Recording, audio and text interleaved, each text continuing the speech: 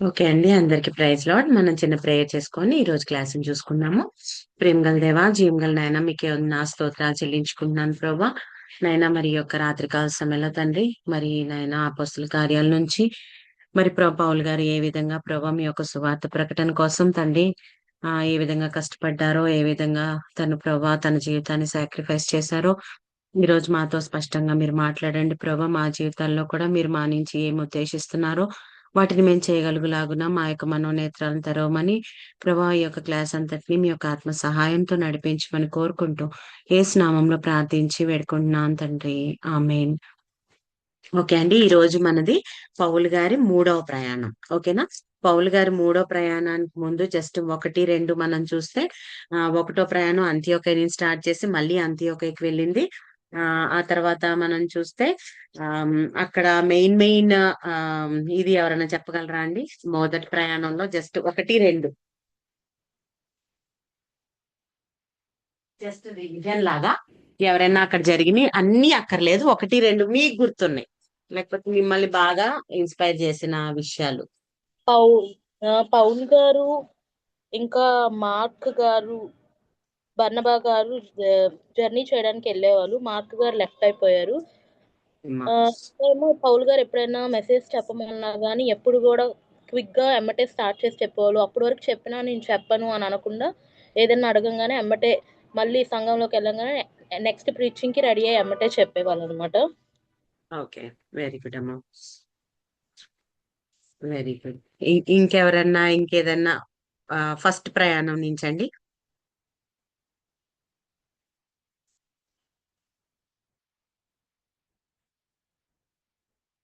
లుస్త్రాది ఎవరికన్నా గుర్తుందా? లుస్త్రాలో జరిగిన విషయం.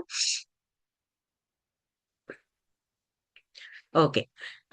ఫస్ట్ ప్రయాణంలో మనం చూస్తే మెయిన్ గా జరిగిన ఇష్యూలో ఆయన ఎప్పుడు వాక్యం చెప్పమన్నా రెడీ అన్నట్లు ఆ సమాజ మందిరంలో వాళ్ళు అడిగగానే చెప్పినట్లు మనం ఇప్పుడు సిస్టర్ చెప్పారు విన్నాము. అలానే లుస్త్రా అనే ప్రాంతంలో ఆయన రాళ్లతో కొట్టి చంపేసిన అది చంచిపోయాడు అనుకొని బయటికి తీసేస్తే అప్పుడు పక్కనే వాళ్ళు ఊరున్నా కానీ అక్కడికి వెళ్లకుండా రెస్ట్ తీసుకోవడానికి మనం చూస్తే దెర్బేకి వెళ్ళినట్లు. ఎందుకు అంటే అక్కడున్న విశ్వాసుల్ని బలపరచడానికి వెళ్ళినట్లు మనం చూస్తున్నాం. అంటే ఆయనకి క్రీస్తన్నా, క్రీస్తు యొక్క సేవన్నా, యేసుక్రీస్తు ప్రభువారిని సేవించటం అంటేనే తనకి ప్రాణంగా మనం చూసుకుంటున్నాం. తనకి రెస్ట్ లేకపోతే మాది, నాది అనేది కాదు గానీ, నా జీవితం కాదు. ఇంక నేను ఒకసారి క్రీస్తులోకొచ్చాక నా బ్రతుకంతా క్రీస్తే, చావైతే నాకు లాభం అన్నటువంటి వ్యక్తిగా మనం చూస్తా ఉన్నాం. Okay.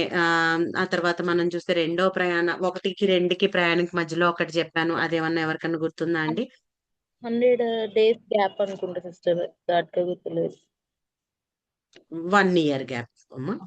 Okay sister. 1 year gap.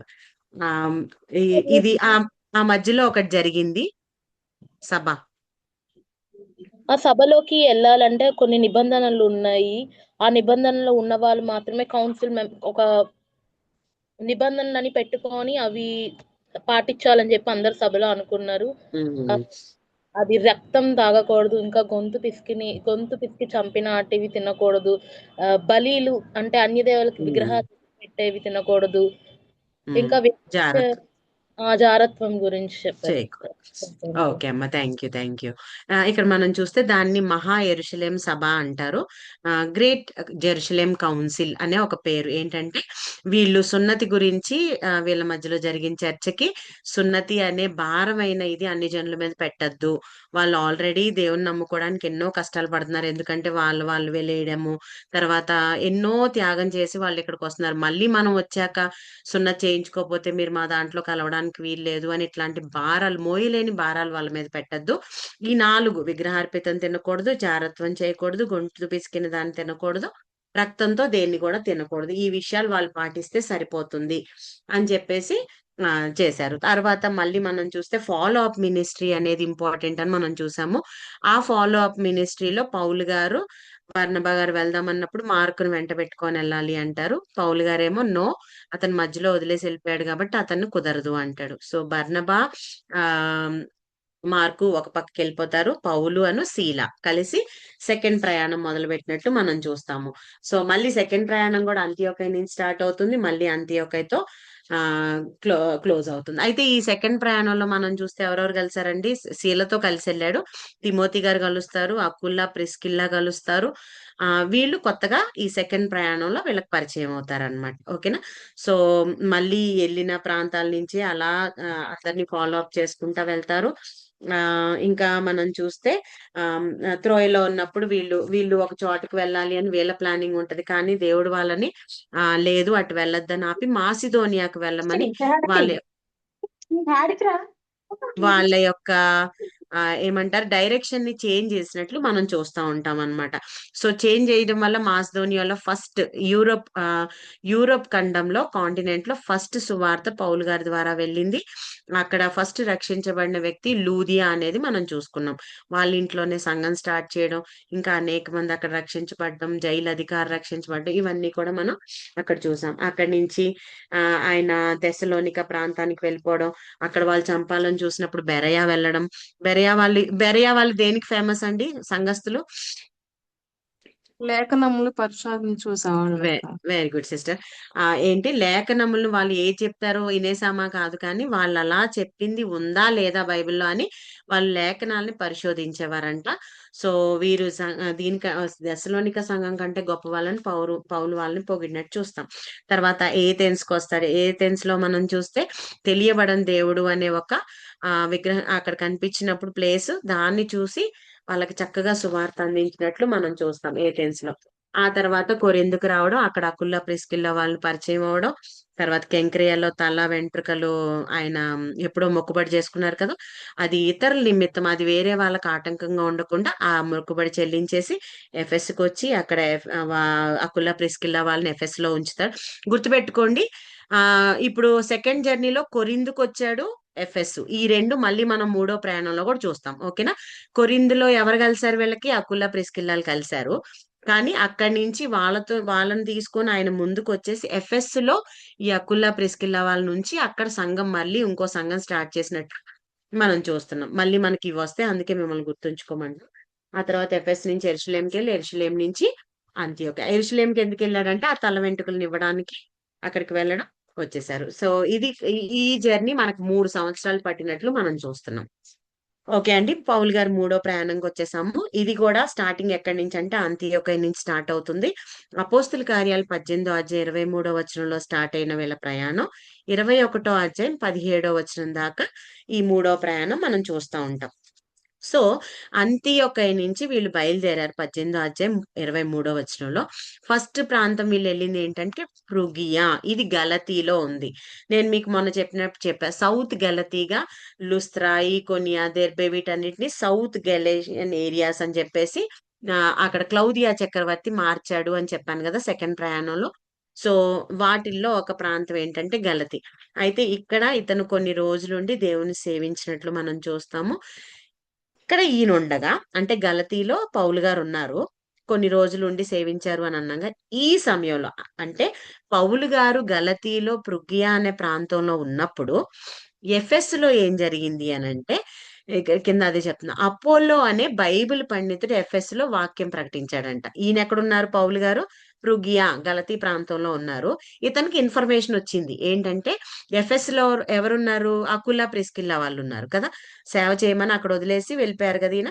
So ఎఫెస్ లో జరుగుతుంది ఏంటంటే, ఈయన ఇక్కడ ఉన్నప్పుడు అపోలో అనే ఒక బైబిల్ పండితుడు చక్కగా వాక్యాన్ని బోధిస్తున్నప్పుడు అకుల్లా ప్రిస్కిల్లాలు ఆ వాక్యం వినండి, ఇతను చాలా మంచిగా బోధిస్తున్నాడు, కానీ ఇతనిలో కొంచెం లోపం ఉంది. లోపం ఏంటి అంటే ఇతను యోహాను బాప్తీసం వరకు మాత్రమే చెప్తున్నాడు, ఆ తర్వాత విషయాలు ఇతనికి అంతగా తెలియవు అనుకుంటా అని వాళ్ళు ఏం చేస్తారు అని అంటే ఈయన్ని చక్కగా మంచిగా వాక్యం నేర్పిస్తారు. అయ్యా ఇంకా దీనికంటే ఉంది, యేసుక్రీస్తు ప్రభు వారు ఏ విధంగా వచ్చారు, ఆయన జీవించారు, మరణించారు, అంటే యోహాను బాప్తీసం ఇచ్చారు కదా యేసుక్రీస్తు ప్రభు వారికి, అక్కడ వరకే ఈయనకి తెలుసు. ఆ తర్వాత ఆయన ఏం చేశారు యేసుక్రీస్తు ప్రభు వారు అనేది ఈయనకి తెలియదు. సో ఈ అకుల ప్రిస్కిల్లాలు ఏమనుకున్నారంటే ఆయన వాక్యం చెప్తున్నప్పుడు చాలా బాగా చెప్తున్నాడు ఈ యవనస్తుడు, కానీ ఇంకా కొంచెం ఇతన్ని ట్రైన్ చేస్తే ఇతను చక్కగా దేవుని కోసం గొప్పగా వాడబడతారని వాళ్ళ ఇంట్లోకి ఇతన్ని చేర్చుకొని, ఎవరిని? అపోలోని చేర్చుకొని మంచిగా ఆయనకి వాక్యం నేర్పించి అతన్ని అంటే చక్కగా వాక్యం నేర్పించి అతను పంపిస్తారు. అతను చక్కగా నేర్చుకొని ఎఫెస్ నుంచి కొరింథీలోకెళ్తాడు. ఓకేనా? ఈయన ఈ అపోల్లో ఇక్కడ వాక్యం నేర్చుకొని ఎఫెస్ నుంచి కొరింథీకి వెళ్ళినప్పుడు, ఈ పౌలు గారు పృగియా అనే ప్రాంతం నుంచి ఎఫెస్‌కొస్తాడు. ఈయన అటెళ్ళడం, ఆయన ఇటు రావడం జరుగుతుంది. ఓకేనా? సో, ఇది మనం చూస్తాము. అయితే నేనిదెందుకు చెప్పానంటే, ఇది మనం చూసినప్పుడు ఒక చిన్న విషయాన్ని మనం ఇక్కడ గమనిద్దాము. జనరల్‌గా చూడండి, ఎవరన్నా వాక్యం చెప్తున్నప్పుడు అటు ఇటుగా ఏదైనా తప్పులు చెప్తున్నారనుకోండి, తప్పులో లేకపోతే ఇష్టం వచ్చినట్టు మాట్లాడుతున్నారనుకోండి, మనం డైరెక్ట్‌గా వాళ్ళతో మాట్లాడే ధైర్యం జేయరు చాలా చాలా మంది. ఏం జేస్తారంటే, ఆయన చూడు ఎట్లా చెప్పాడో వాక్యం, ఈయన చూడు ఎట్లా చెప్పాడో అని వెళ్లి వేరే వాళ్ళతో ఆహ్, చర్చించ చర్చలు జేస్తా ఉంటాం. కానీ ఇక్కడ అకుల, ప్రిస్కిల్లా నుంచి ఒక మంచి విషయాన్ని మనం నేర్చుకోవచ్చు. ఏంటంటే ఆహ్, ఒకళ్ళ దగ్గర ఒక తప్పు ఉంది అని తెలిసినప్పుడు మిగతావి అంటే పాజిటివ్స్ ఉంటాయి. ప్రతి మనిషిలో పాజిటివ్స్ ఉంటాయి, నెగెటివ్స్ ఉంటాయి. అది సేవకులవ్వచ్చు, మనుషులవ్వచ్చు, ఎవరైనా అంటే మిగతా వాళ్ళు చర్చ్ మెంబర్స్ అవ్వచ్చు ఎవరైనా. కానీ ఎప్పుడైనా మనం ఆ తప్పుడు లేకపోతే వాళ్ళంతా ఇంకా దేవునిలో ఎదగట్లేదు అని మనం చూసినప్పుడు వాళ్ళ గురించి నెగెటివ్ టాక్స్ మాట్లాడుతున్నామా? లేకపోతే అకుల్లా, ప్రిస్కిల్లా లాగా అయ్యో! మిగతాయన్నీ చక్కగా చేస్తున్నాడు. ఇదొక్కటి చేయట్లేదు గదా! కొంచెం మనం ఇంకా నేర్పిద్దామా అని ఆఫ్‌కోర్స్ ఇంకొకటి ఇక్కడ ఒక నెగెటివ్ గూడా ఉందండి. ఏంటంటే అందరూ ఇప్పుడు అపోలో లాగా సరే చెప్తాను నేర్పిస్తారా? నేనొస్తాను మీ ఇంటికి అని అనరు గదా! జనరల్‌గా యాక్సెప్ట్ చేయరు గదా! తప్పు చేస్తున్నారు అనంటే ఏదైనా. కానీ అది గూడా ఉంది. బట్ స్టిల్ ట్రై చేస్తున్నామా లేదా అనేది ఇక్కడ ఇంపార్టెంట్. ఆళ్ళ గురించి నెగెటివ్‌గా మాట్లాడుతున్నామా? లేకపోతే అట్‌లీస్ట్ ఒక చిన్న ట్రై చేస్తున్నామా? అయ్యా! ఇది బావుంది. కానీ ఇంకా కొంచెం ఇది చేస్తే బావుంటది. ఇట్లా కాదు గదా! వాక్యం అని అట్లా చెప్పగలుగుతున్నామా? అది అకుల్లా, ప్రిస్కిల్లా నుంచి మనం నేర్చుకోవచ్చు. అదొకటి అడిగారు.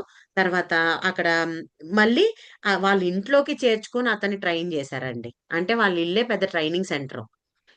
Aquila, Priscilla వాళ్ళిల్లు. ఇంట్లో ఒక సేవకుడిని పెట్టుకొని వాళ్ళని ట్రైన్ చేయడం అంటే అంత ఈజీ మాటలా అండి? ఆలోచించండి. మన ఫ్యామిలీ గాకుండా ఎవరన్నా బయట వాళ్ళొస్తే కొన్ని రోజులున్నారంటే, మొత్తం ఇదంతా ఫ్యామిలీ అంతా డిస్టర్బ్ అవుతది గదా! ఇప్పుడు ఆహ్, ఆహ్, ఆ ఎన్విరాన్మెంట్ అంతా వేరే వాళ్ళు బయటోళ్ళు ఎవరన్నా వచ్చి ఉన్నప్పుడు కొంచెం డిస్టర్బ్‌డ్‌గానే ఉంటది. వాళ్ళ ఫ్యామిలీ టైమ్ గాని అదంతా. బట్ స్టిల్ వాళ్ళు అలాంటి త్యాగం చేసినట్లు మనం చూస్తున్నాం. సెకండ్ మిషనరీ జర్నీలో ఎవరిని పెట్టుకున్నారండి వీళ్ళు అకుల్లా, ప్రిస్కిల్లా వాళ్ళు? పౌలు గారిని వాళ్ళ ఇంట్లో పెట్టుకున్నారు. అంటే వీళ్ళింట్లో ఎంతో గొప్ప గొప్ప సేవకులు ట్రైన్ అవుతున్నట్లు మనం చూస్తున్నాము. అంటే మన గృహాలు కూడా ఎలా ఉన్నాయి అనేది ఒక్కసారి మనం ఇక్కడ ఆలోచించుకోవాలి. ఎవరన్నా వస్తున్నప్పుడు మనం భయపడుతున్నామా? లేకపోతే అబ్బా! ఎందుకు అంత త్యాగం అవసరమా మనకి అనుకోని వదిలేస్తున్నామా? లేదంటే లేదు వీళ్ళిక్కడికి రావడం వల్ల దేవునిలో మంచిగా ఎదుగుతారు. మంచిగా దేవునిలో నిలబడతారు. మనం ఒకళ్ళకి మంచి ట్రైనింగ్ ఇచ్చినట్లే కదా! అని వాళ్ళని ఆహ్, ఇంట్లో ఉంచుకోవడం అంత ఈజీ కాదు. చాలా త్యాగంతో పని. బట్ స్టిల్ అది ముందుకు వెళ్తున్నాము. మన గృహాలు ఎలా ఉన్నాయనేది కూడా మనం ఒక ఆదర్శ ఫ్యామిలీగా ఒక ఆదర్శ కుటుంబంగా అకుల్లా, ప్రిస్కిల్లా వాళ్ళలాగా ఉంటున్నామా అనేది కూడా మనం చూసుకోవాలి. తర్వాత అపోలో నుంచి మనం నేర్చుకోవాల్సింది ఏంటి అంటే ఎంత పెద్ద సేవకులైనా ఎవరైనా అండి ఇంకా నేర్చుకునే స్టేజ్‌లోనే ఉంటాం. చూడండి. ఎవ్వరైనా ఎంత గొప్పోళ్ళైనా ఏమంటారు? కొన్ని కొన్ని సార్లు కొంతమంది పెద్ద పెద్ద పాస్టర్‌లు ఒక మాట అంటారు. ఇంకా మేము ఇప్పటిదాకా నేర్చుకుంది ఏదో 0.1% ఇంకా మేము నేర్చుకోవాల్సింది చాలా ఉంది.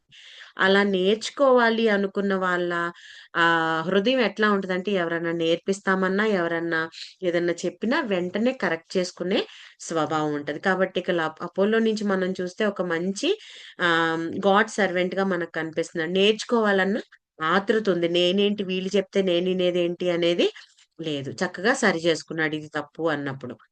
So, okay.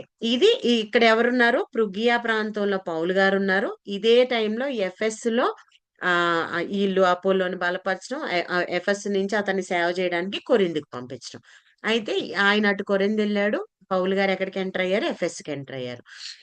3 సంవత్సరాలు ఇక్కడ పౌలు గారు ఎఫెస్‌లో సేవ చేసినట్లు మనం చూస్తా ఉంటాం. అయితే 3 నెలలు సమాజ మందిరంలో బోధించాడు. తర్వాత అక్కడ కొంతమంది విశ్వసించిన వాళ్ళు కనిపించినప్పుడంట వాళ్ళకి బాప్తిస్మం ఇచ్చాడు. 12 మందికి బాప్తిస్మం ఇచ్చినట్లు మనం చూస్తాం. పౌలు గారు ఎంతమందికి బాప్తిస్మం ఇచ్చాడండి? మొత్తం 12 మందికి బాప్తిస్మం ఇచ్చాడు. తన హోల్ లైఫ్ టైమ్‌లో అతనిచ్చిన బాప్తిసాలు ఇవే. బాప్తిసం. అందుకే ఒక చోట కొరింథీలో అంటాడు, వీళ్ళందరూ కొట్టుకుంటుంటే ఏంటి నేను పౌలు వాడిని, నేను అపోల్లో వాడని, నేను క్రీస్తు వాడినని కూడా అంటున్నారంట కొంతమంది. అంటే క్రీస్తుని కూడా విభజించేశారు. ఆ టైంలో ఒక మాట అంటాడు, ఇలా మీరు అనకుండా ఉండాలనే నిజంగానే దేవుడు నన్ను ఎక్కువ బాప్తీసాలు కూడా ఇప్పించట్లేదు. నాకు తెలిసి కొంతమందికి నేను బాప్తీసాలు ఇచ్చాను అని కూడా అక్కడ మెన్షన్ చేసినట్లు మనం చూస్తాం. ఓకేనా? సో ఇక్కడ 3 నెలలు ఆయన సమాజ మందిరంలో బోధిస్తూ 12 మందికి బాప్తీసాలు ఇచ్చినట్లు ఎఫెస్‌లో మనం చూస్తాం. ఆ తర్వాత తురన్ను పాఠశాలలో బోధించుచు ఆ పాఠశాలలో బోధిస్తూ వచ్చారంట. చాలా సూచక్రియలు దేవుడు పౌలు ద్వారా ఇక్కడ జరిగించినట్లు మనం చూస్తున్నాం. అంటే ఎఫెస్‌లో ఇతను ఒక గొప్ప ట్రైనర్‌గా కూడా ఉన్నట్లు, అనేక మందికి వాక్యాన్ని నేర్పించినట్లు. తురన్ను పాఠశాల అంటే వాళ్ళు బైబిల్ అదే వాళ్ళ ధర్మశాస్త్రాన్ని బోధిస్తున్నారు వాళ్ళకి. ఓకేనా? అది ఉట్టి ధర్మశాస్త్రాన్న అంటే కాదు. ఇక్కడ యేసుక్రీస్తు ప్రభువారు జనన, మరణ, పునరుద్ధాల గురించి కూడా ఇక్కడ పౌలు గారు వీళ్ళకి చక్కగా టీచ్ చేస్తా మంచిగా నేర్పిస్తున్నట్లు మనం చూస్తున్నాం. ఓకే. ఇదే ఎఫెస్‌లో ఇంకొక విషయం జరుగుతుంది. ఏంటంటే స్కెవయను ప్రధాన యాజకుడు ఒకతను ఉంటాడు. అక్కడ సమాజ మందిరంలో. అతను ఏం చేస్తాడంటే పౌలు గారు ఈ సూచక్రియలు చేయడం, ఇంత గొప్పగా వాడబడడం చూసి అతను అంటాడు, నాకు 7 కుమారులు ఉన్నారయ్యా. వాళ్ళు కూడా ఆహ్, ఈ వాళ్ళు కూడా ఇట్లాంటియి చేయడానికి నువ్వు హెల్ప్ చెయ్యి అని చెప్పేసి అంటారనమాట.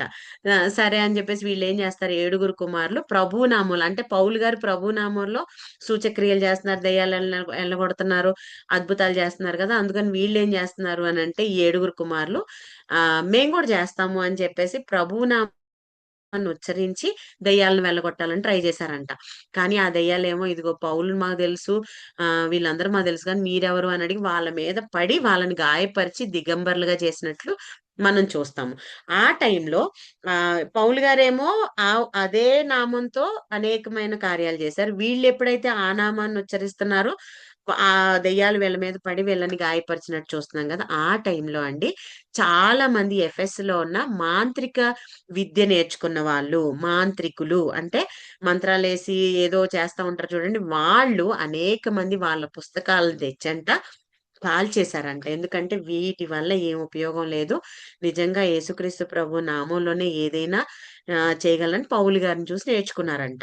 సో, వాళ్ళ మాంత్రిక పుస్తకాలన్నీ తీసుకొచ్చి కాల్చేస్తే, మొత్తం వాటి వెల మనం చూస్తే మొత్తం తీసుకొచ్చి వాళ్ళు కాల్చేసినవి 50,000 వెండి రోకలంటండి. అంటే అంత వాల్యుబుల్ వాటిని కూడా వాళ్ళొచ్చి ఇవి వేస్ట్ దేవుని ఎదుట అని ఆహ్, దేవుని వాక్యమే వాళ్ళని అంతగా ప్రభావితం చేసినట్లు మనం చూసాం. సో, వాళ్ళు ప్రజలు దేవుని కార్యాలు చూసారు ఎఫెస్‌లో. ఓకేనా? ఇదే ఎఫెస్‌లో మళ్ళీ ఏం జరుగుతుంది అనంటే ఇక్కడ ట్రైనర్‌గా ఉపయోగపడ్డాడు. ట్రైనింగ్ ఇచ్చాడు. సమాజ మందిరంలో వాక్యం చెప్పి 12 మందికి బాప్తిస్మ్ ఇచ్చాడు. స్కెవయ అనే వాళ్ళ 7 కుమారులు అది చేస్తున్నప్పుడు అక్కడ మనం చూస్తే ఆ సందర్భం ఇక్కడ చూసాము. మాంత్రికులు వచ్చి వాళ్ళ యొక్క పుస్తకాలను కాల్చేసినట్టు చూసాం. ఎఫెస్‌లో చాలా విషయాలు జరుగుతున్నాయి. సో, తర్వాత అర్తమీదేవి వెండి గుడులు చేయించే దైమేత్రి అనే లాభ సాధకం పోతుందని ఎఫెస్‌లో అంతా అల్లరి జరగడం మొదలుపెట్టి. ఇవన్నీ జరుగుతున్నప్పుడు సాతాను అట్లా ఊరుకుంటాడా అండి? ఇప్పుడు అంత మంచి కార్యాలు జరుగుతుంటే మనమేమనుకుంటాం, అబ్బా! అసలు ఈ మిషనరీ జర్నీలో ఎంత జరుగుతున్నాయో అని మనం దేవుని స్తుతిస్తాం. సాతాను అట్లా ఊరుకుంటాడా? వెంటనే ఎవరిని లేపాడో తెలుసా? అక్కడ అర్తమీదేవి గుళ్ళెక్కువుండేయన్నమాట. ఈ దేమేత్రి అనే ఆయన ఏంటి అనంటే ఆ యొక్క వాటన్నిటిని చేసేవాడు ఆ విగ్రహాల్ని.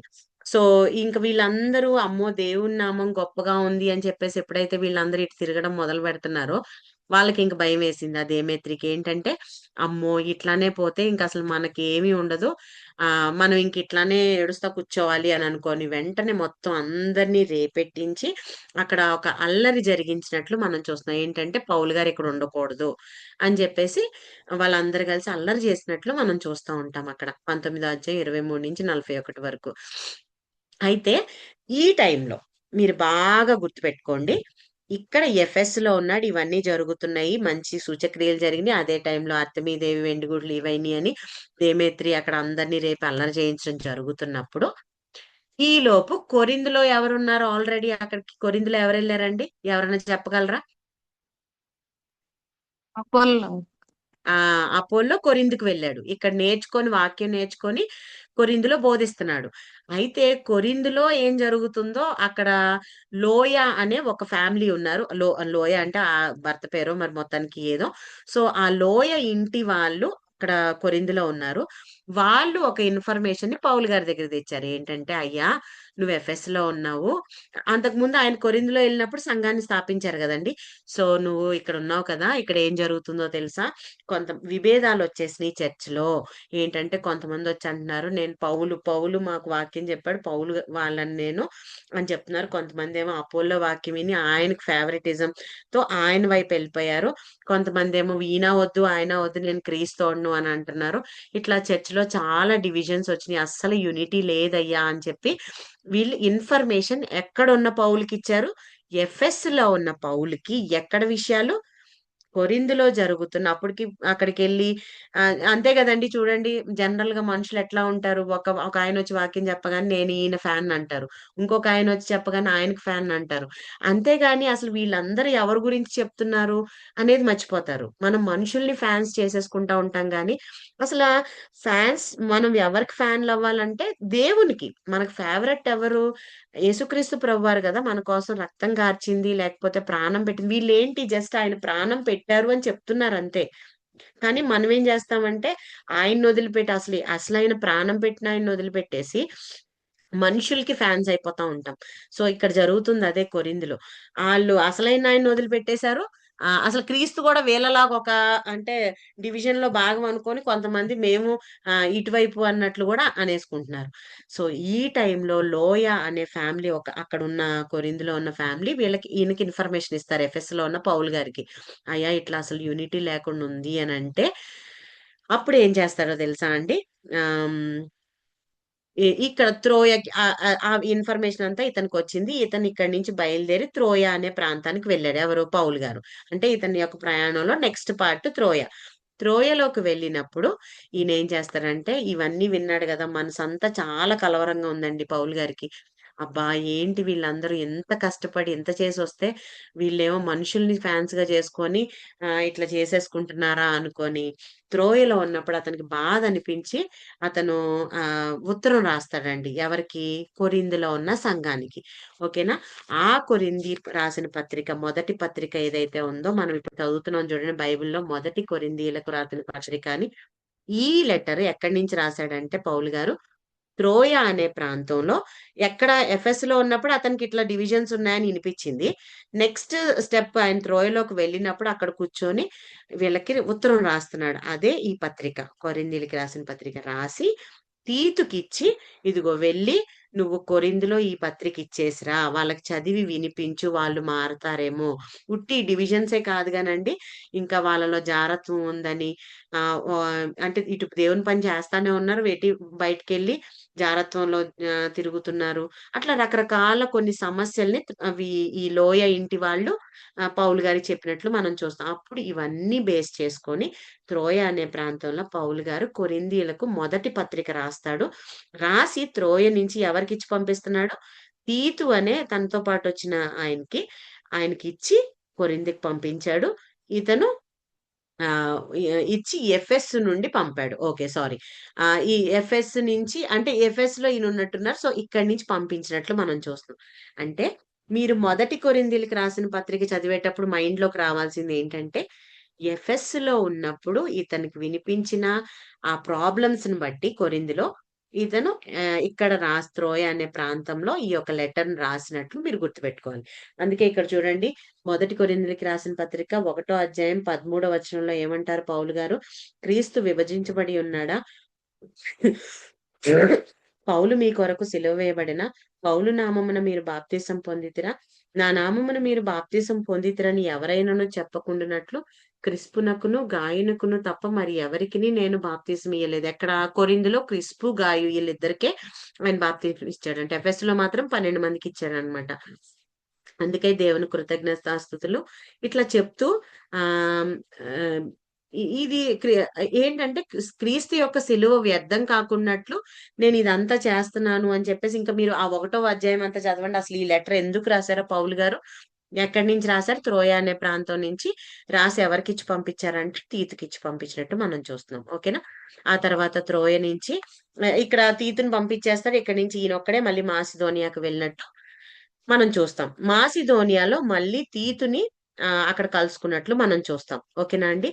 మాసిదోనియాలో తీతుని కలుసుకుంటాడు. ఆయన అప్పటికే లెటర్ ఇచ్చేసి చదివి వినిపించాలకి మాసిదోనియాలో ఉన్న పౌలు గారిని కలవడానికి డైరెక్ట్ మాసిదోనియా వచ్చేస్తాడు.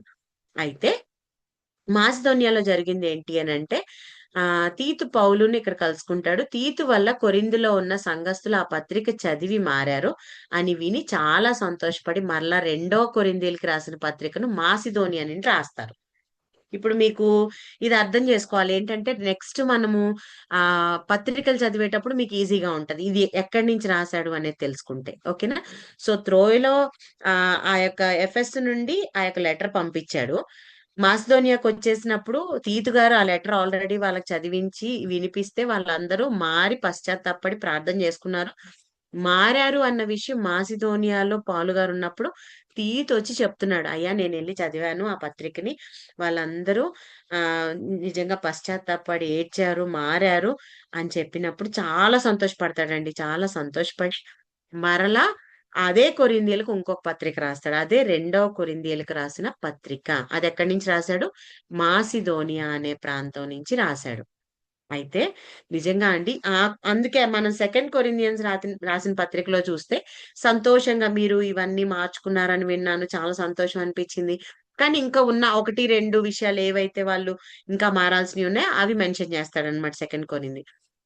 కానీ ఇంత ఈజీగా అక్కడ రాశాడు, ఇక్కడ రాశాడు, పంపించాడు, మారిపోయారు అని చెప్పుకున్నాం గదండీ! నేనొకసారి ఎగ్జామ్‌కి చదువుతున్నాను. ఈ Corinthians book. First Corinthians, second Corinthians అసలు మొత్తం ఒక మాకు సబ్జెక్ట్ ఉండేదన్నమాట. నేను ఎండివ్ చేసేటప్పుడు. అసలు ఒక నైట్ అంతా చదివానండి. మొత్తం ఒక్క అక్షరం గూడా వదిలిపెట్టకుండా ఆ రోజు నైట్ అంతా మామూలుగా అయితే మాకు క్వెషన్స్ ఇచ్చారు. వాటి ప్రకారం చదవాలి. కానీ నాకు చదువుతుంటే ఎంత ఇంట్రెస్ట్‌గా అనిపించిందంటే, అసలు ఫస్ట్ కొరింథియన్స్ అంతా ఎన్ని ప్రాబ్లమ్స్ ఆ లోయ ఇంటి వారి వల్ల ఈయనిన్నాడో, ఒక్కొక్కటి మెన్షన్ చేస్తా. ఇదిగో ఇది విన్నాను నేను. దీన్ని మీరిట్లా సరి చేసుకోండి అని ఎంత ఓపికగా రాసారోనండి ఫస్ట్ కొరింథీ. ఆ తర్వాత వాళ్ళు మారారని తెలిసి సెకండ్ కొరింథియన్స్‌లో ఎంత సంతోషంగా తన యొక్క సంతోషాన్ని వ్యక్తపరుస్తూ, రాస్తూ మళ్ళీ ఇంకా కొన్ని గూడా ఉన్నాయి. అవి గూడా మీరు మార్చుకుంటే చక్కగా మనందరం సంతోషంగా దేవునిలో సాగగలం అని చెప్పేసి సెకండ్ కొరింథీ రాసారు. నిజంగా ఆ రోజు రాత్రి ఆ మొదటి కొరింథీ, రెండో కొరింథీ ఎగ్జామ్ పాయింట్ ఆఫ్ వ్యూ చదివాను కానీ, అసలు మొత్తం ఒక్క అక్షరం గూడా మిస్ అవ్వకుండా రాత్రంతా కూర్చొని చదివానండి. చదువుతున్నప్పుడు ఏమనిపించిందో తెలుసా? అబ్బా!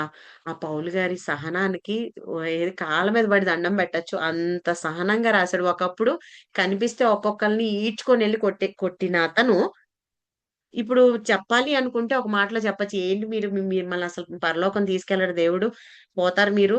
నాశనం అయిపోతారు. అదే గదండీ చాలా చోట్ల మనం చూస్తా ఉంటాం. మీరు నాశనం అయిపోతారు. ఎప్పుడు చూసినా ఇదే మాట.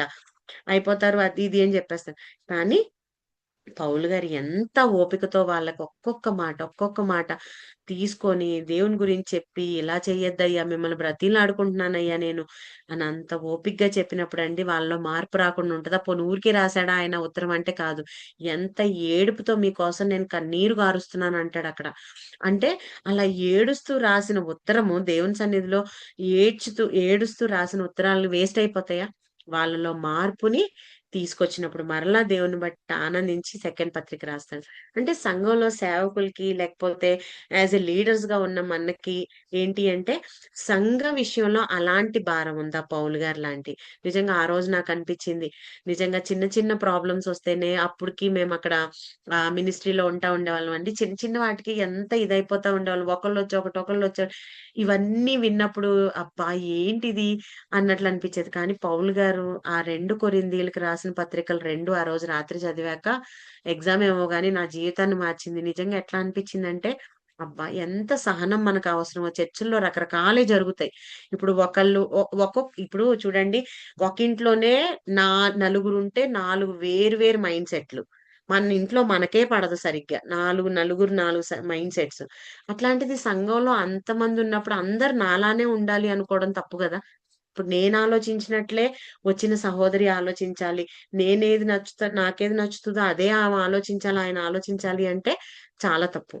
అది ఎవరి మైండ్ సెట్ వాళ్ళకుంటది. కానీ వాటినే అర్థం చేసుకొని తప్పు జరుగుతున్నప్పుడు నిదానంగా పౌలు గారిలాగా చెప్పడం అనేది ఇంపార్టెంట్. సో, యాజ్ ఎ సంఘ పెద్దలుగా లేకపోతే సేవకులుగా, యాజ్ ఎ క్రిస్టియన్ లీడర్స్‌గా ఇట్లాంటివి మనం ఫేస్ చేస్తున్నప్పుడు చాలా జాగ్రత్తగా ఉండాలి అనేది మనం ఇక్కడ నేర్చుకుంటా ఉంటాము. సో, పౌలు గారు మాసిదోనియాలో ఈ ఉత్తరం రాసి పంపిస్తారు. తర్వాత కొరింథీకొస్తారు మాసిదోనియా నుంచి. కొరింథీకొచ్చినప్పుడు ఇది పౌలు గారు రావడం మూడోసారంట కొరింథీ. ఎక్కడెక్కడొచ్చారండి? సెకండ్ ప్రయాణంలో ఒకసారి కొరింథొచ్చారు. అక్కడేం చేశారు? అకుల, ప్రిస్కిల్లల్ని వెంట పెట్టుకొని అక్కడి నుంచి ఎఫెస్ ఎళ్ళినట్టు మనం చూసాం. అంటే ఫస్ట్ విజిట్ ఎక్కడ జరిగింది? సెకండ్ మిషనరీ జర్నీలో. మరి ఇంకొకసారి ఇక్కడే గదా! మళ్ళీ ఎక్కడ జరిగింది అనే డౌట్ రావచ్చు మనకు. ఇది మనం చూస్తే అంటే మనకి క్లియర్‌గా రాయబడలేదు గానీ 2 కొరింథీ 12, 14 ఒకసారి మనం చూస్తే 2 కొరింథీ 12 అధ్యాయం 14 వచనం. ఇదిగో ఈ మూడవసారి మీ యొద్దకు వచ్చుటకు సిద్ధముగా ఉన్నాను. వచ్చినప్పుడు మీకు భారముగా ఉండను. మీ సొత్తును కాదు మిమ్మునే కోరుచున్నాను. ఇక్కడ ఏంటంటే అండి మూడోసారి నేను వస్తున్నాను అన్నాడు అంటే జనరల్‌గా హిస్టారికల్ ఇదిలో మనకు తెలిసేదేంటంటే ఇక్కడ మనం చూస్తే ఇక్కడ ఈయన ఆహ్, అదే ప్రుగియా ప్రాంతంలో ఉన్నారు గదా! ఆ టైంలో అపోల్లో కొరింథుని విజిట్ చేశాడు అని మనం చదివాం గదండీ! అదే ఎఫెస్‌కొచ్చి తర్వాత కొరింథుకు వెళ్ళినట్లు మనం చూసాం గదా! సో, హిస్టరీలో మనకి ఏమని అది మనకు బైబిల్‌లో మెన్షన్ చేయబడలేదు. కానీ ఇక్కడ మనం చూస్తే ఆ మధ్య కాలంలో ఒకసారి పౌలు గారు కొరింథుని విజిట్ చేసునుంటారు అనేది ఒక అంచనాగా చెప్తా ఉంటారు. ఓకేనా? సో, మూడోసారి మాత్రం ఈయన దర్శిస్తున్నట్టు ఆయన మాటల్లోనే ఆయన చెప్పారిక్కడ. సో, ఈసారి సంఘంలో పాపుల విషయమై చాలా సీరియస్‌గా ఉన్నాడు. ఆల్రెడీ ఫస్ట్ కొరింథీ అయిపోయింది రాసాడు. సెకండ్ కొరింథీ ఏమో సంతోషంగా రాసాడు. అయినా మారినోళ్ళున్నారు. మిగతా వాళ్ళందరూ పాపం కన్ఫెస్ చేసుకున్నారు వాళ్ళ సిన్స్‌ని. తర్వాత మారారు, మార్పు చెందారని విన్నాడు. చాలా సంతోషపడ్డాడు.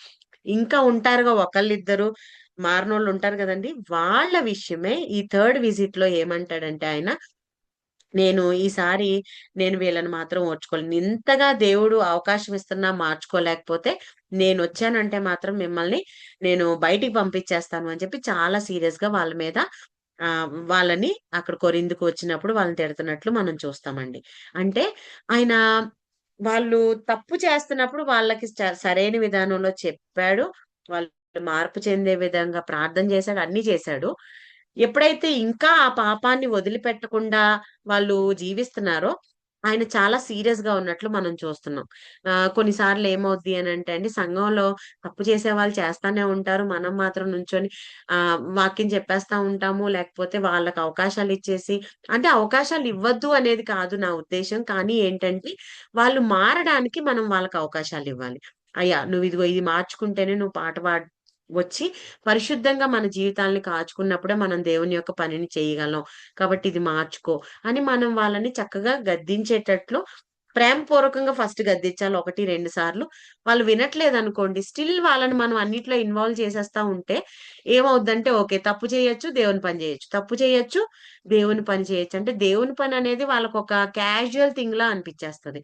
కానీ అలా ఉండకూడదు. ఇక్కడ మనం చూస్తే అవకాశాలిచ్చాడు పౌలు గారు. కానీ లాస్ట్‌లో ఏం చెప్తున్నాడంటే కొరింథీకొచ్చినప్పుడు నేనింక మిమ్మల్ని ఓర్చుకోను.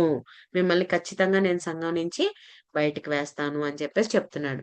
అంటే మనం పాపుల్ని ప్రేమించాలి గానీ, పాపం చేస్తా ఉంటే పాపానికి మనం ఎక్కడ కూడా సంఘంలో ఛాన్స్ ఇవ్వకూడదు. పాపం చేసి నేనొచ్చి దేవుని సన్నిధిలో నిలబడుతున్నానంటే వాళ్ళు భయపడగలగాలి. అటువంటి విధంగా మనం నిలబడాలి. యాస్ ఎ సేవకులవ్వచ్చు, క్రిస్టియన్ లీడర్స్ అవ్వచ్చు, సంఘ పెద్దలుగా అవ్వచ్చు. సో, ఇది చాలా ఇంపార్టెంట్ అనేది ఇక్కడ మనకు అర్థమవుతా ఉంది. సో, ఈ తర్వాత ఈ కొరింథీలో ఉన్నప్పుడు ఇవన్నీ జరుగుతా ఉన్నాయి. వాళ్ళకి హెచ్చరికలు జారీ చేస్తున్నాడు. ఇదే ప్రాంతం నుంచి రోమా పత్రిక రాసినట్లు మనం చూస్తాం. మనకు అపోస్తల కార్యాల తర్వాత రోమా పత్రిక ఉంది గదండీ! ఆ రోమా పత్రిక ఎక్కడి నుంచి రాసాడు పౌలు గారు? థర్డ్ విజిట్‌లో కొరింథీ నుంచి రాసాడు. ఓకేనా? సో, అది మనకి రోమా 15 అధ్యాయం 22-25 వచనాల్లో మనకు ఆ విషయం అర్థమవుతుంది. ఆయన ఎక్కడి నుంచి రాసారు అనేది. సరే తర్వాత ఇదే ప్రాంతం నుంచి అంటే ఇదే కొరింథీ ప్రాంతంలో ఇవన్నీ సెట్ చేస్తా ఆయన రోమపత్రిక రాసాడు. మొదటి దశలోనిక, రెండవ దశలోనిక పత్రికలు గూడా ఇక్కడి నుంచే రాసినట్లు మనం చూస్తున్నాం. ఈ దశలోనికని ఎప్పుడు విజిట్ చేసాడాయన? సెకండ్ విజిట్ లో కదా. రెండో ప్రయాణంలో దెస్సలోనికలో వెళ్ళి చక్కగా వాక్యం చెప్తున్నప్పుడు వాళ్ళు మంచిగా యాసోన్ అనే ఇంటి వాళ్ళు ఇతన్ని చేర్చుకోవడం, కానీ కొంతమంది వచ్చి చంపాలని చూసినప్పుడు అక్కడి నుంచి బెరయాకు పంపించేస్తారు కదండి. వాళ్ళకి రాసిన ఉత్తరాల్లో మీరు అందుకే మొదటి దశలోనిక రెండో దశలోనిక చదివితే మీకు ఏం కనిపిస్తాయి అంటే ఆ ఎన్ని శ్రమల్లో ఉన్నా కానీ మీరు నన్ను చేర్చుకున్నారు, అలాంటి శ్రమలు చూసినా గానీ మీరు దేవుని కోసం అక్కడ నిలబడ్డారు అనే విషయాల్ని అక్కడ మనం చూస్తా ఉంటాం అన్నాడు. మీ శ్రమల గురించి ఇబ్బంది పడొద్దు, మనం చనిపోయిన మరుక్షణం లేకపోతే మనం కన్ను మూస్తాము, యేసుక్రీస్తు ప్రభువారు రాకడ అనేది మనకు ఒక నిరీక్షణ లాంటిది అని ఈ విషయాలన్నీ కూడా తెస్సలోనికల 2 పత్రికల్లో మెన్షన్ చేసినట్లు మనం చూస్తాం. తర్వాత ఇక్కడ నుంచి తన తిరుగు ప్రయాణాన్ని మొదలు పెడుతున్నాడు. ఓకేనా. ఎక్కడ కొరింథీలో ఇవన్నీ చేశాక ఇతను తన తిరుగు ప్రయాణాన్ని మొదలుపెట్టాడు. ఆ తిరుగు ప్రయాణంలో మిలేతు అనే ప్రాంతానికి వెళ్తున్నాడండి. అయితే ఈ మిలేతు ప్రాంతానికి వచ్చినప్పుడు ఈయన ఏమనుకుంటాడంటే నేను ఇంక మళ్ళీ రిటర్న్ వెళ్ళిపోతున్నాను కదా. ఎఫెస్ లో ఎవరైతే సంఘ పెద్దలు ఉన్నారో, అంటే సంఘం స్టార్ట్ చేశారో అక్కడ సంఘ పెద్దలు ఉన్నారు కదా, ఆ సంఘ పెద్దల్ని, ఎఫెస్ లో ఉన్నది ఎవరండి, అకుల్లా ప్రిస్కిల్లాలు ఉన్నారు. అక్కడ ఇంకా సంఘ పెద్దలు చాలా మంది ఉన్నట్లు మనం చూస్తాం. వాళ్ళందరినీ మిలేత్ అనే ప్రాంతం, అదొక ఏమంటారు ఓడరేవ్ అన్నమాట మిలేతు ప్రాంతం. సో అక్కడికి రమ్మంటాడు అందరినీ ఒకసారి కొన్ని సూచనలు ఇవ్వడానికి. సో మీరు ఇలా ఉండాలి, ఇలా ఉండాలి, ఆ మళ్ళీ నేను మీ దగ్గరికి వస్తాను రాను అంటే ఇది ఒక ఫేర్వెల్ అలా జరుగుతుందండి మిలేతు. ఆయనకి మరి పౌలు గారికి అర్థమైందో నేను మళ్ళీ రానని, లేకపోతే మరి ఇది ఆఖరి అనుకున్నాడో తెలియదు గాని ఆ ఎఫెస్ లో ఉన్న పెద్దలందరినీ పిలిపించి ఆ ఓడరేవుకి ఆయన ఏం చేస్తాడంటే, మీరు నేను మళ్ళీ వస్తానో రానో తెలీదు, కానీ మీరు చాలా జాగ్రత్తగా దేవుని కోసం బ్రతకండి, దేవుని కోసం నిలబడండి, అన్ని సమయాల్లో మీరు ఎలా ఉండాలో అని చాలా హెచ్చరికలు, ఒక వీడ్కోలు కూడా చెప్తాడు. చెప్పి మోకాళ్ళేసి ఎక్కడండి, ఓడరేవు అంటే ఒక ఇదే ఏమంటారు బీచ్, సారీ మనం మనం మామూలుగా బీచ్‌లని చూడడానికి వెళ్తాం కదా. సో, అలా ఆ ఓడ రేవు దగ్గర అతను మోకాళ్ళేసి ప్రార్థన చేసి వాళ్ళకి వీడ్కోలు చెప్పినట్లు మనం చూస్తాం. అప్పుడు వాళ్ళందరూ కూడా చాలా ఏడుస్తారండి. ఎందుకంటే జనరల్‌గా చూడండి, ఎవరైనా చిన్న అప్పగింతలు అప్పగిస్తున్నారనుకోండి, మళ్ళీ వీళ్ళు రారా ఏంటి ఇలా మాట్లాడుతున్నారని చాలా ఏడుపొస్తది కదా. సో, పౌలు గారిని వాళ్ళు చాలా అభిమానించేవాళ్ళు. ఎందుకు అంత చక్కగా దేవుని కోసం నిలబడ్డాడు అని, వాళ్ళని దేవునిలో నిలబెట్టిన వ్యక్తని. సో ఆయన ఎప్పుడైతే మళ్ళీ నేను వస్తానో రానో మీరందరూ దేవుని కోసం నిలబడండి ఇవన్నీ చెప్తున్నప్పుడు వాళ్ళకి చాలా ఏడుపొచ్చిందంట. వీడ్కోలు ఫేర్‌వెల్ లాగా జరిగిందక్కడ. సో ఇక్కడ ఒక విషయాన్ని గూడా మనం నేర్చుకోవచ్చు. అంత పెద్ద ఆయన ఇంకా ఆహ్, అంటే ఆల్రెడీ తిరిగి తిరిగి అలిసిపోయి ఉన్న వ్యక్తి కూడా మోకాళ్ళు వేసి ప్రార్థన చేశాడంటండి. ఏ ప్రాంతమైనా అది ఇంట్లో అయితేనే కాదు, బయటైతే కాదు, ఎక్కడైనా మనం చూస్తే అక్కడ మోకాళ్ళు వేసి ప్రార్థన చేసినట్లు మనం చూస్తాం. అంటే పౌలు గారి లైఫ్ ఒక ఛాలెంజింగ్ లైఫ్‌గా మనకు కనిపిస్తా ఉంది. అక్కడ సంఘ పెద్దల్ని గూడా ఎంతగానో ప్రభావితం చేసినట్లుగా ఆయన లైఫ్ మనకు కనిపిస్తా ఉంది.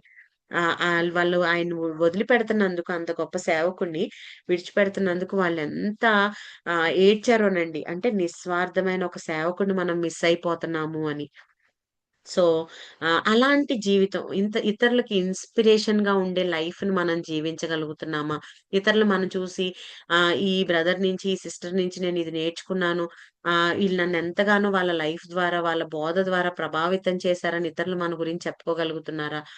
అలా మనం నిజంగా నిస్వార్థమైన సేవకుల్లాగా, సేవకులు అంటే ఫుల్ టైమే అని కాదండి. మనం దేవుని కోసం పరిచర్య చేయాలి అనుకున్న ఎవరమైనా గాని దేవుని యొక్క సర్వెంట్స్‌మే మనం. ఓకేనా? సో, మనం ఇతరుల్ని ప్రభావితం చేస్తున్నామా? నిస్వార్థంగా సేవ చేస్తున్నామా? కొన్ని చోట్ల మనం ఫిలిప్పీలు ఇక్కడ రాసిన విషయాలు చూస్తే ఏంటి అనంటే అక్కడ ఏమంటాడంటే, "నేను ఎవరి దగ్గర కూడా రూపాయి కూడా ఆశించలేదు." పగలంతా సేవ చేశాడంట, రాత్రి డేరాలు కుట్టుకున్నాడంటండి. అంటే నేను ఎవ్వరు కూడా ఇదిగో పలానా ఈ పౌలు గారిని నేనే పోషించాను అని చెప్పకుండా, దేవునికి నా మహిమ కోసం నా చేతులతో నేను కష్టపడ్డాను, సేవ చేశాను. ఇక్కడ కూడా స్వార్థం లేదు. పోనీ దేవుని కోసం బ్రతకడంలో ఏమన్నా స్వార్థం చూపించాడా? అది కూడా లేదు. అలాంటి గొప్ప ఛాలెంజింగ్ లైఫ్ అండి పౌలు గారిది. తర్వాత అక్కడి నుంచి తూరు అనే ప్రాంతానికి వెళ్తాడు. ఇక్కడ ఒక వారం ఉండి సేవ చేస్తారు. ఆ తర్వాత తొలెమాయి అనే ప్రాంతానికి వెళ్తాడు. అక్కడి నుంచి కైసరియా ప్రాంతానికి వెళ్తారు. ఆ కైసరియా ప్రాంతంలో ఫిలిప్పు అనే ఒక అదే మీకు అక్కడ స్టార్టింగ్‌లో ఉన్నారు గదండీ! 8 అధ్యాయంలో అపోస్తల కార్యాలు 8 అధ్యాయంలో నపుంసకుడి దగ్గరికెళ్లి వాక్యం చెప్పిన ఆయన ఫిలిప్పు గారు. వాళ్ళ ఇల్లు కైసర్యలో ఉంటది. వాళ్ళ ఇంటి దగ్గరికి వెళ్ళి కొన్ని రోజులు అక్కడ ఉంటాడు. ఆ టైంలో ఫిలిప్ గారికి 5 కుమార్తెలు కన్యకలు, అంటే వాళ్ళు ప్రవచించేవారు అని అక్కడ మనకు రాయబడి ఉంటది. వాళ్ళ ఇంట్లో కొన్ని రోజులు అక్కడ నివసించినట్టు చూస్తాం. వాళ్ళ ఇంట్లో జరిగిన విషయం ఏంటంటే, అగబు అనే ఒక ప్రవక్త పౌలు గారిని కలవడానికి వచ్చినప్పుడు ఆయన ఒక ప్రవచనం చెప్తాడు. ఏంటంటే, పౌలు గారి నడికట్టు ఉంటది కదా, అంటే వాళ్ళు పెద్ద ఫుల్ గౌన్ లాగా వేసుకొని నడికట్టు బెల్ట్ లాగా ఉండేది కదండి ఆ రోజుల్లో. ఆ నడికట్టుని ఇట్లా లాగేస్తాడు. లాగేశాక అక్కడ ఒక ప్రవచనం చెప్తాడు అగబు అనే ప్రవక్త. ఏమనంటే, యెరూషలేములో నువ్వు వెళ్తున్నావు కదా ఇప్పుడు ఇక్కడి నుంచి, అక్కడ నిన్ను ఇట్లానే నిన్ను బంధిస్తారు, నిన్ను కొడతారు, నిన్ను హింసిస్తారు. అది ఆ నడికట్టు లాగేసి అతంది ఇతనికి చుట్టుకుంటాడనమాట. ఎవరికి? అగబు అనే ప్రవక్తకి. చుట్టుకొని ఏం చెప్తాడు అంటే, ఇదిగో నిన్ను ఇట్లా కట్టేస్తారక్కడ, నిన్ను హింసిస్తారు, కొడతారు అని చెప్పేసి ఇతను ప్రవచనం చెప్తాడు. ప్రవచనం చెప్పినప్పుడు అక్కడ ఫిలిప్ గారి ఇంట్లో వీళ్ళందరూ ఎవరెవరైతే ఇంకా పెద్దలు ఈళ్ళున్నారో వాళ్ళందరూ అంటారు, "అయ్యా ప్లీజ్ ఇక్కడి నుంచి వెళ్ళొద్దు మీరు. ఇట్లా కొడతారంట, మిమ్మల్ని హింసిస్తారంట. ప్లీజ్" అని ఎంత బతిమిలాడతారోనండి. "ఎళ్ళొద్దయ్యా ప్లీజ్, మీలాంటి గొప్ప సేవకుడిని మేము మిస్ అవ్వకూడదు" అని చెప్పేసి బ్రతిమిలాడుతుంటే ఏమంటాడో తెలుసా అండి? ఒక్కసారి 21 అధ్యాయం 13 వచనం ఎవరైనా చదువుతారా? అయిపోయింది. మనం ముగించుకుందాం. అపోస్తుల కార్యాలు 21 అధ్యాయం 13 వచనం.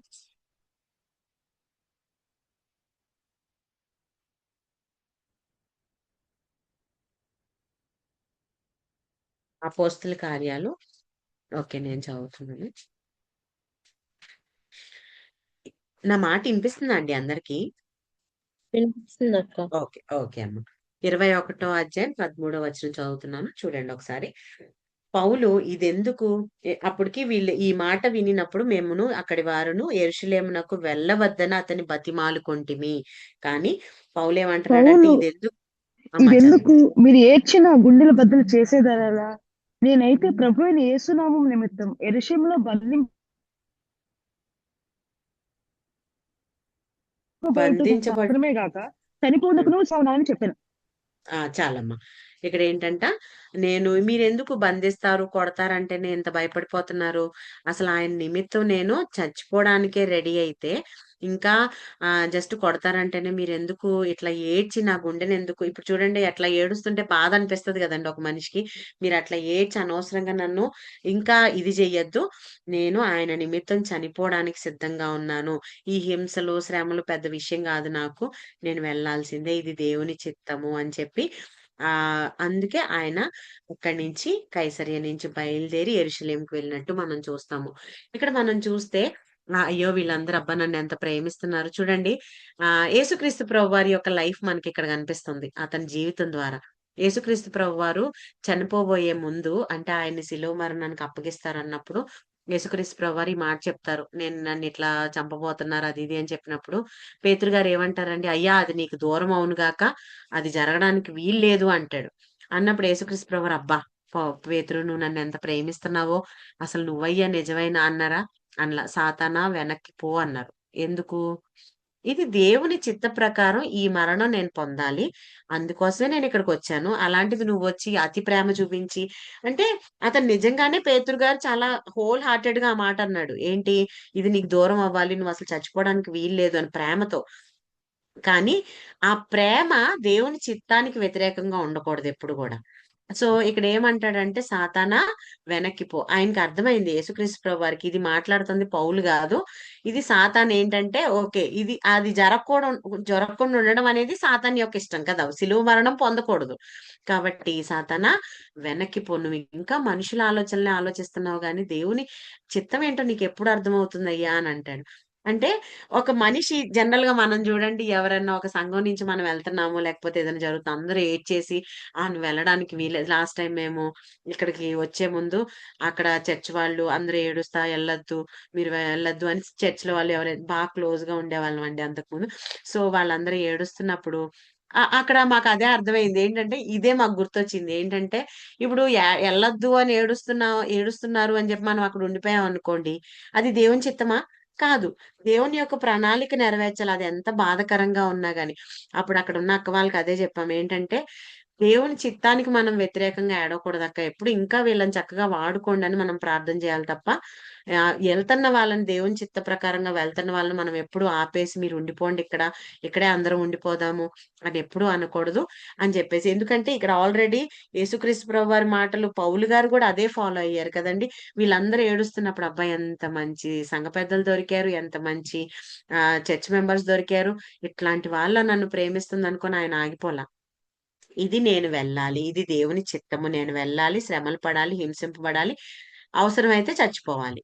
కాబట్టి నిజంగా చూడండి, నేను క్రీస్తుని ఫాలో అయిన ప్రకారం మీరు నన్ను ఆహ్, ఆహ్, హ్మ్, నేను క్రీస్తును వెంబడించిన ప్రకారం మీరు నన్ను వెంబడించండి అంటున్నాడు గదా! ఇదే మరి ఆ ఫాలోయింగ్ అంటే చూడండి, ఆయన ఏ విధంగా మాట్లాడారో పౌలు గారు గూడా అదే విధంగా వీళ్ళందరినీ మీరలా బాధపడి నన్ను ఇది చేయొద్దు, నేను వెళ్తున్నాను అని ముందుకు వెళ్ళిపోతారు యెరూషలేముకి. అంటే అతని జీవితం ద్వారా అనేక మందిని ప్రభావితం చేశాడు. నిస్వార్థ సేవకుడు అని మనం పౌలు గారి గురించి చెప్పుకోగలమండి. కాబట్టి ఇది మనం చూస్తే మూడో ప్రయాణం.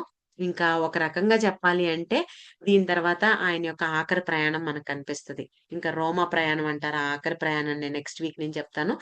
ఆ ఆఖరి ప్రయాణమే రోమా ప్రయాణం. ఇంక అక్కడికి వెళ్ళిపోయాక ఆయన ఆయన్ని చంపడము ఇవన్నీ మనం చూస్తా ఉంటాం.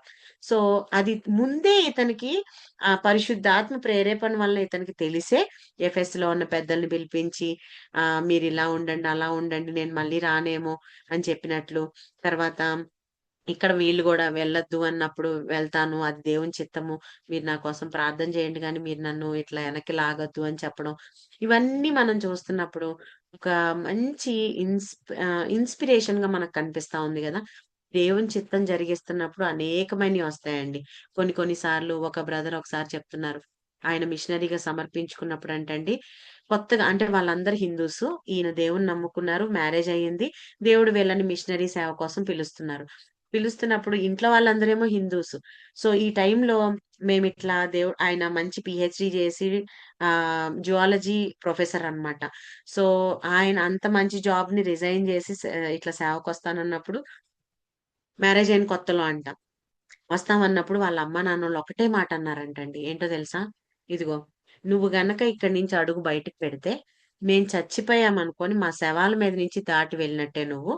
మళ్ళీ ఇంక నీకు మాకు సంబంధం ఉండదు" అన్నారంట. చూడండి అలా అన్నప్పుడు నిజంగా అక్కడ నుంచొని ఆ సిస్టర్, బ్రదర్ చెప్తున్నప్పుడు నిజంగా ఎంత ఏడుపొచ్చిందో అండి. అలాంటి ఛాలెంజింగ్ లైఫ్ నిజంగా మనం ఉన్నాము.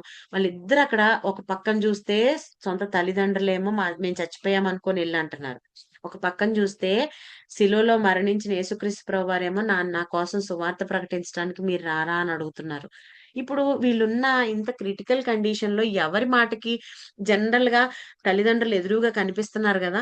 వీళ్ళ మాటకి ఇదిస్తారా అని చెప్పేసి చూస్తున్నప్పుడు, ఆళ్ళు ఏడుస్తూనే అలానే ఇంకా ఏం లేదు. ఏసుకున్న బట్టలు తప్ప ఏం తీసుకురాలేదంటండి. అలా బయటకొచ్చేసారంట. దేవుని కోసం గొప్పగా దాదాపు 25 సంవత్సరాల నుంచి వాళ్ళ కోసం దేవుని కోసం గొప్పగా సేవ చేస్తున్నారు.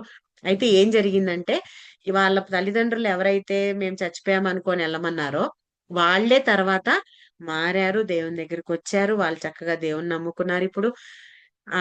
చక్కగా సంతోషంగా ఉన్నారు. ఒకవేళ ఆ రోజు మా తల్లిదండ్రులే ముఖ్యం మమ్మల్ని కన్నారు, పెంచారు. ఈరోజు మేము ఆళ్ళ మాటని ఇది చేసేస్తే వాళ్ళంత ప్రేమగానే గదా మమ్మల్ని ఉండమంటున్నారు అని మనం దేవుని చిత్తానికి వ్యతిరేకంగా అక్కడ పనిచేస్తే ఏమయ్యేదండి? అటు వాళ్ళ అమ్మానాన్నలు రక్షించబడేవాళ్ళు కాదు. దేవుని మాటకి లేకపోతే దేవుని యొక్క ఆ త్యాగం వ్యర్థమైపోయేది కదా! ఈళ్ళు వెళ్లి చేసే సేవ దేవునికి తెలుసు వీళ్ళు ఇది చెయ్యాలి అని. సో, వాళ్ళు మాట వినకపోతే నష్టం జరిగేది కదా! కానీ చూస్తే మనము దేవుని కోసం ఎవరినన్నా పోగొట్టుకుంటేనండి మరలా వాళ్ళని సంపాదించుకోగలం. కానీ వాళ్ళ కోసం ఎవరి కోసమైనా మనం దేవుని చిత్తాన్ని గనక విడిచిపెడితే అటు దేవుని చిత్తానికి విరుద్ధంగా నడుచుకుంటాం. ఈ మనుషుల్ని గూడా పోగొట్టుకుంటాం. కాబట్టి ఎప్పుడైనా మనం గుర్తు చేసుకోవాల్సిందేంటంటే, ఇక్కడ చూడండి వీళ్ళు ఏడుస్తున్నారు గదా అని ఆయన ఇక్కడ ఉండిపోయిండుంటే, దేవుని చిత్తం నెక్స్ట్ అనేక మంది అధికారులు ఎదుట ఆయన నుంచోవాలి. ఎళ్లి యెరూషలేం ఏంటి, రోమాలో ఏంటి, గొప్ప గొప్పోళ్ళ దగ్గర నిలబడాలి. చనిపోయే ముందైనా దేవుడు గొప్పగా నిజంగా నెక్స్ట్ క్లాస్ ఇంకా చాలా ఇన్‌స్పిరేషన్‌గా ఉంటది. ఏంటంటే అసలాయన చంపుతున్నా గాని భయపడకుండా దేవుని కోసం నిలబడతాడండి. అది నన్నింకా ఎక్కువ ఇన్‌స్పైర్ చేసిందనమాట పౌలు గారి యొక్క జీవితంలో. సో, ఇక్కడ వదిలేసుండుంటే ఇవన్నీ వదిలిపెట్టేసేవాళ్ళు కదా! కానీ ఇది కాదయ్యా మీరు ఆగండి. నేను వెళ్ళాలి. ఇది దేవుని చిత్తము అని ముందుకు వెళ్ళడం వల్ల గొప్ప కార్యాలని దేవుని కోసం చూడగలిగాడు. కాబట్టి పౌలు గారి జీవితం నుంచి ఈ ప్రయాణాలన్నీ ఎందుకు చెప్తున్నానంటే అండి, మామూలుగా అయితే అపోస్తల కార్యాలను 2 భాగాలుగా చెప్పేయొచ్చు. కానీ నా జీవితాన్ని ప్రభావితం చేసిన ఈ యొక్క లైఫ్ యేసుక్రీస్తు ప్రభువారి తర్వాత మనం చూస్తే ఆ యొక్క ఏ గాస్పల్స్‌లో యేసుక్రీస్తు ప్రభువారి లైఫ్ ఏ విధంగా అయితే మనల్ని ప్రభావితం చేస్తదో, అదే విధంగా నెక్స్ట్ మొత్తం అంతట్లో చూస్తే బైబిల్ అంతట్లో నాకెక్కువ అలా అని ఇంక మిగతా వాళ్ళు లేరని కాదు. నా లైఫ్‌తో ఎక్కువ మాట్లాడింది ఈయన యొక్క ప్రయాణాలండి. సో, అందుకే నేననుకున్నాను ఓకే. ఇంకెవరికైనా అది ఉపయోగపడొచ్చు కదా! అని ఇది ఒక్కొక్క పార్ట్‌గా పెట్టడం జరిగింది దీన్ని. సో, ఈయన ఉట్టి వినడం కాదు గాని మనం, ఆయన ఏ విధంగా నిస్వార్థంగా దేవుని కోసం బ్రతికాడో మనం కూడా మన జీవితంలో చావైనా బ్రతుకైనా నీకోసమే ప్రభువా అన్నట్లు మనం ముందుకు వెళ్ళినప్పుడండి, మనం దేవుని యొక్క గొప్ప కార్యాలను మన జీవితాల్లో చూడగలం. సో, మనం అందరం ఎంపికలో ఉన్నవాళ్ళమే. కాబట్టే ఈరోజు ఇక్కడున్నాం. ఈరోజు మనం వింటున్నాము పౌలు గారి ప్రయాణాలంటే వి ఆర్ ఆల్ చూసన్ అండి. అది మాత్రం నేను గ్యారంటీగా చెప్పగలను. సో, చూసన్ వన్నే. కానీ ఏంటి ప్రభువా? నేను పౌలు గారి ప్రయాణాలు కాదు. పౌలు గారి సేవ అది. నా ద్వారా ఏం సేవ చేయించుకోవాలనుకుంటున్నావో దేవునికి మనం సబ్మిట్ చేసుకుందాం. ప్రభువా ఎలాంటి సేవ, ఎలాంటి పరిచర్యను నేను నీ కోసం చేయాలనుకుని నన్ను ఎన్నుకున్నావో, నన్ను ఈరోజు ఇక్కడ నిలబెట్టావో ప్రభువా, అది నాకు తెలియచేయండి. మీ యొక్క పర్సనల్ విల్ ఏంటో నా జీవితం పట్ల నాకు తెలియచేయండి. నేను ఆ విధంగా నడుచుకుంటాను ప్రభువా అని మనందరం కూడా దేవుని సన్నిధిలో సబ్మిట్ చేసుకొని ముందుకు వెళ్ళాలని కోరుకుంటూ ఈ యొక్క క్లాస్‌ని నేను ముగిస్తున్నానండి. ఎవరైనా ఒకళ్ళు ఆఖరి ప్రార్థన చేసినట్లయితే మనం ఈ యొక్క క్లాస్‌ని ముగించుకుందాం.